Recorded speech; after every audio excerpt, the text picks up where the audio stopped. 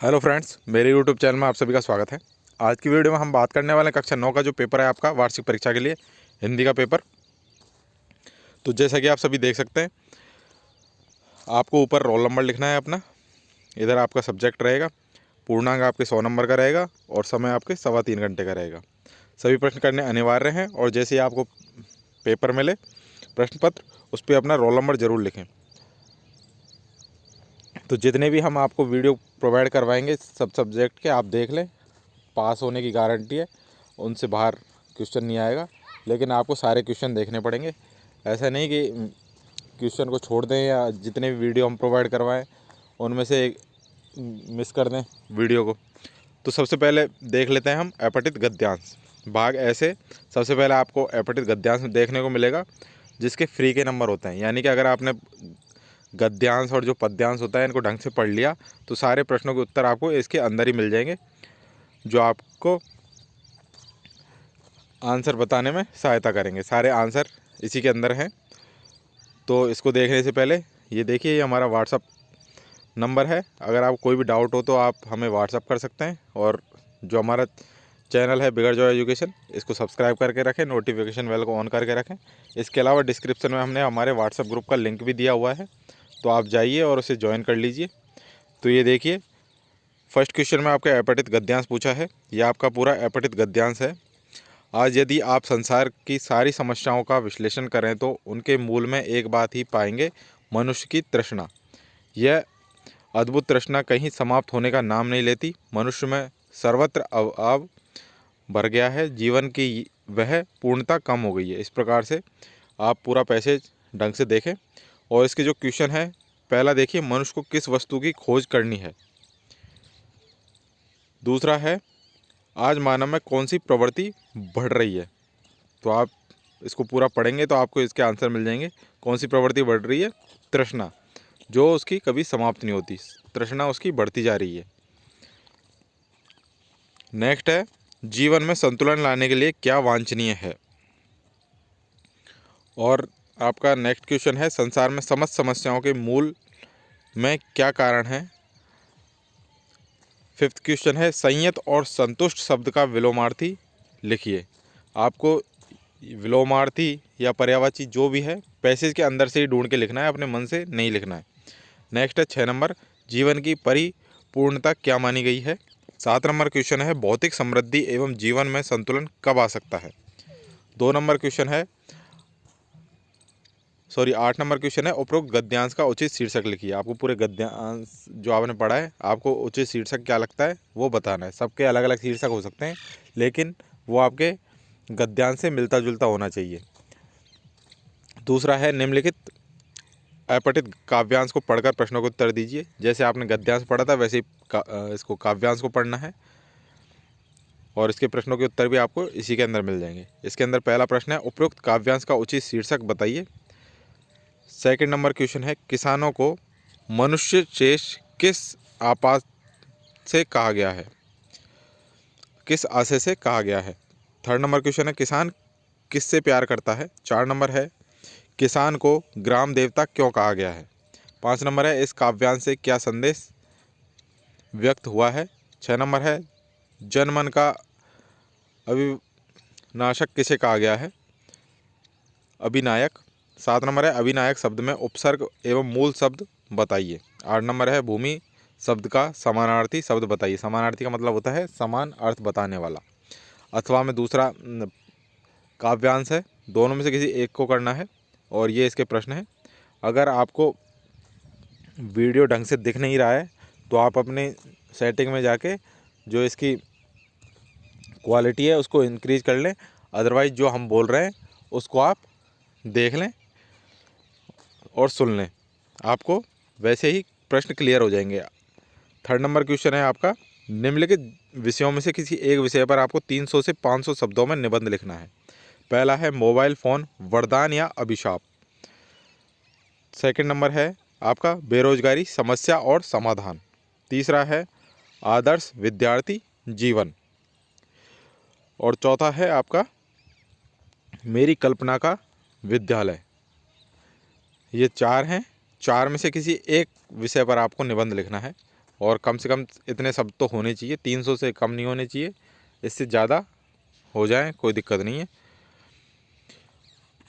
Next question है आपका 4 number, स्वयं को महात्मा गांधी राजकीय विद्यालय जोधपुर का छात्र यश मानते हुए अपने प्रधानाचार्य को छात्रवृत्ति हेतु प्रार्थना पत्र लिखिए। अथवा सिरोही निवासी अपने मित्र भूपेंद्र को पढ़ाई छोड़कर घर पर बैठने पर पढ़ाई के महत्व को समझाते हुए पत्र लिखो ताकि आपके मित्र में नई उमंग का संचार हो सके।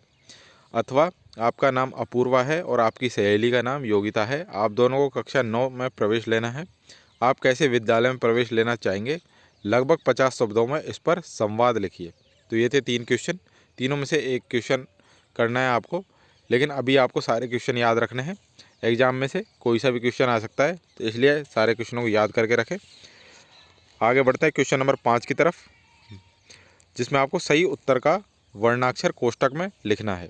पहला है 2 मीटर कपड़ा रेखांकित शब्द में विश्लेषण होगा। तो इसमें विश्लेषण कौन सा है, इसमें विश्लेषण है संख्यावाचक, संख्या बता रखी है 2 मीटर, ये इसको। सेकंड है अपयश में उपसर्ग निहित है, अपयश में उपसर्ग कौन सा है, अप, ऑप्शन नंबर ब आपका सही उत्तर रहेगा। नेक्स्ट है लिखावट में प्रयुक्त प्रत्यय लिखिए, लिख प्लस आवट, तो इसमें कौन सा रहेगा आपके ए ऑप्शन आवट आपका उत्तर रहेगा। 6 नंबर क्वेश्चन है निम्नलिखित वाक्यों में से कर्ता के साथ परसर्ग ने लगाकर वाक्य पूर्ण कीजिए। आपके हैं वाक्य, पहला है राम से रुपए खो गए हैं, तो इसमें आया राम ने रुपए खो दिए हैं। दूसरा है मोरनी नृत्य कर चुकी है, तो इसमें आएगा मोरनी ने नृत्य किया। तीसरा है सोहन श्याम को दौड़ा रहा है, तो इसका होगा सोहन ने श्याम को दौड़ाया। 7th है अशुद्ध वाक्य रचना है, इसका ध्यान किस प्रकार रखा जाएगा। सेकंड है छात्र नियमित विद्यालय जाते हैं, इसका आपको क्या करना है, प्रश्नवाचक में बदलना है। तीसरा है झीलों की नगरी उदयपुर कहलाती है, वाक्य में कर्ता का विस्तारक और पूरक क्रिया और क्रिया का विस्तार लिखो। 8 नंबर क्वेश्चन है ईश्वर व सागर के 2 पर्यायवाची लिखो। सेकंड है निश्चेष्ट व शोषण के विलोम शब्द लिखिए। थर्ड है कुल व कूल समुच्चर्थित भिन्नार्थक शब्दों में अर्थगत अंतर लिखिए। कुल यानी क्या होता है, कुल यानी होता है आपका पूरा परिवार, जो भी आपका कुल है, और कूल यानी किनारा। 9 नंबर है कमर कसना मुहावरे का अर्थ स्पष्ट करते हुए वाक्य प्रयोग कीजिए। कमर कसना यानी तैयार रहना, तो जो भी सिपाही हैं वो युद्ध के लिए हमेशा कमर कस के रहते हैं। नेक्स्ट है भाग से, जिसमें आपके क्वेश्चन पूछा है क्वेश्चन नंबर 10, अपठित गद्यांश दे रखा है, जिसको पढ़कर आपको प्रश्नों के उत्तर देने हैं। दोनों में से किसी एक का देना है, इसको देख लीजिए। और इसके अलावा आपके 11 नंबर क्वेश्चन है निम्नलिखित बोधात्मक प्रश्नों में से किन्हीं 3 प्रश्नों के उत्तर आपको लिखने हैं। पहला है बच्चे काम पर जा रहे हैं, कविता में समाज के लिए क्या संदेश दिया गया है। दूसरा है कवि ने ऐसा क्यों कहा कि गांव की भूमि शहर की अपेक्षा प्रेम के लिए अधिक उपयुक्त है। थर्ड है कोयल की कूक सुनकर कवि की क्या प्रतिक्रिया थी। 4 नंबर है कवयित्री ललछद ने सांप्रदायिक सद्भाव का संदेश किस रूप में दिया है। 12 नंबर है निम्नलिखित अपठित गद्यांश को पढ़कर नीचे दिए गए प्रश्नों के उत्तर लिखने हैं। यह आपका पूरा गद्यांश है, 2 गद्यांश हैं, दोनों में से किसी एक को करना है और ये इसके प्रश्न हैं। क्वेश्चन नंबर 13 है आपको 3 प्रश्नों के उत्तर देने हैं। पहला है सालिम अली के अनुसार मनुष्य को प्रकृति के किस रूप में देखना चाहिए। दूसरा है मूक प्राणी मनुष्य से कम संवेदनशील नहीं होते, पाठ के आधार पर स्पष्ट कीजिए। 3 नंबर है गंदे से गंदे आदमी की फोटो भी खुशबू देती है, आशय स्पष्ट करो। और आपका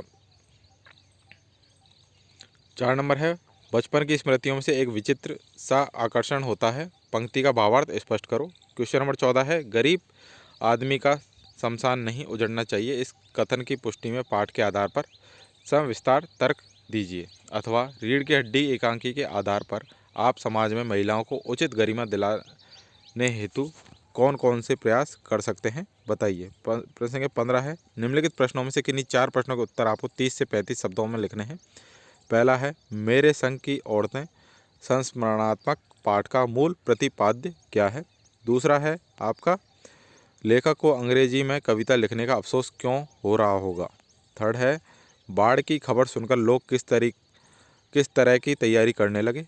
4 नंबर है आपका, माटी वाली के बुड्ढे को रोटी की ज़रूरत क्यों नहीं रह गई थी। 5 नंबर है, मृत्यु का तरल दूध किसे कहा गया है और क्यों। तो ये थे सारे आपके इंपॉर्टेंट क्वेश्चन जो आपके एग्जाम में आ सकते हैं, इसलिए एक भी प्रश्न को मिस नहीं करना है, सारे प्रश्नों को याद करना है और अपने फ्रेंड्सों में शेयर करना है, जितने भी आपके फ्रेंड्स हैं, जिससे उनका भी भला हो सके। और जिन्होंने चैनल को सब्सक्राइब नहीं किया, चैनल को सब्सक्राइब कर लें, नोटिफिकेशन बेल को ऑन कर लें, जिससे आपको हर वीडियो की अपडेट मिल सके। ऊपर हमने आपको व्हाट्सअप नंबर प्रोवाइड करवाया है, आपको कोई भी डाउट हो तो आप मैसेज कर सकते हैं व्हाट्सएप पर। और इसके अलावा डिस्क्रिप्शन में व्हाट्सएप ग्रुप का लिंक भी दिया हुआ है, आप क्लास 9 के व्हाट्सएप ग्रुप में ज्वाइन कर लीजिए। वहाँ पर आपको और भी स्टूडेंट्स मिलेंगे, तो वहाँ पर सबकी हेल्प की जाती है। तो मिलते हैं नेक्स्ट वीडियो में। Thank you.